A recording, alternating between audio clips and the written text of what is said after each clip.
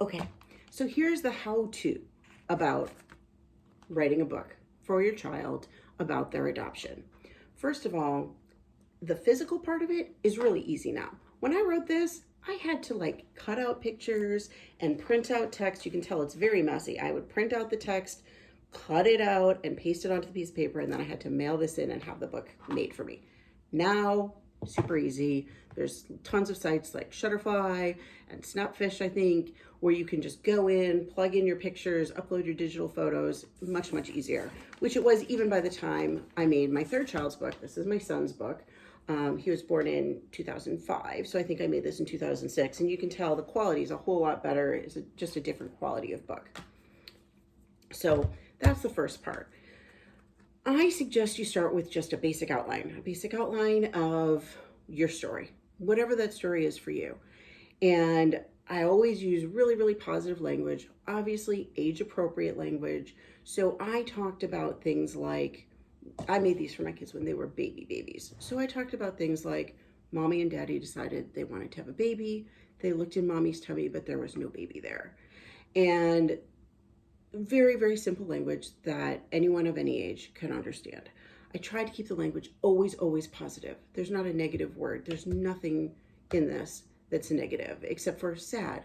The birth mother found a baby in her tummy and she was very sad because she loved this baby, but she knew she wasn't able to take care of the baby.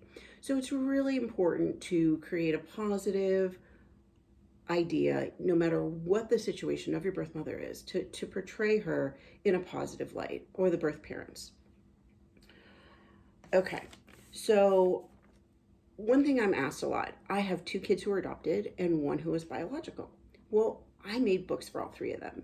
So every book's a little bit different, but I tried to create my biological son's book. I started with the story of his siblings, and I talked about that mommy couldn't find a baby in her tummy, so she looked in Vietnam and her baby wasn't there, and then she found her baby in Oklahoma. And then one day mommy felt really strange and she went to the doctor, and the doctor said there was a baby growing in her tummy. So every story is a little bit different, and you just need to adjust it to your own child. If you start with an outline and then you go through pictures to try to find pictures to illustrate it, you might find something that doesn't really fit. So add it in, add a little filler. For example, with my daughter, I added in, we got a puppy for the baby. So was that really a part of her story? No, but that's okay. I wanted the puppy in the picture, in the book. Also really important, I made several copies of this book. 1 copy I would read to my kids and we would have on the bookshelf. 1 copy they always kept in their room for them to look at night or whenever they wanted on their own.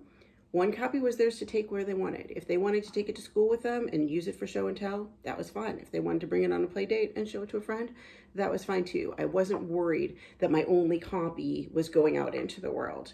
So even now, my kids are 16, 18, and 20, and we went to family therapy, and I was able to bring these books and show them to the therapist. And this way the therapist knew not only their stories, but also how their stories were presented to them.